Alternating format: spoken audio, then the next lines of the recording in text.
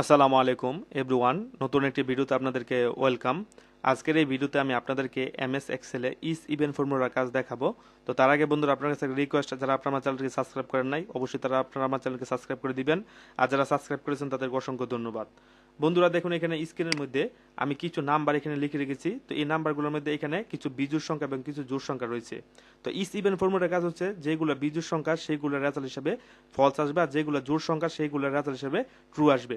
তো যেরকম আমি প্রথমত এখানে এক্সাম্পল হিসেবে ইকুয়াল লিখবো, ইকুয়াল লেখার পর ইস ইভেন ফর্মুলাটাকে আমি কল করব। এখান থেকে ইস ইভেন ফর্মুলা কল করার পর এখান থেকে নাম্বার বলতে এই নাম্বারটা আমি সিলেক্ট করে দিব, তারপর ফার্স্ট ব্রেকেট ক্লোজ করবো, ইন্টার দিব। এই যে দেখুন বন্ধুরা, যেগুলো জোড় সংখ্যা সেইগুলোর পাশের রেজাল্ট কিন্তু ট্রু এসে গেছে, এবং যেগুলো বিজোড় সংখ্যা সেইগুলোর রেজাল্ট হিসেবে কিন্তু ফলস এসে গেছে।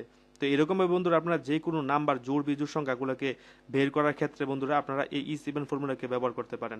যদি বন্ধুরা ভিডিওটি ভালো লাগে তাহলে অবশ্যই আপনার আমার চ্যানেলকে সাবস্ক্রাইব করবেন।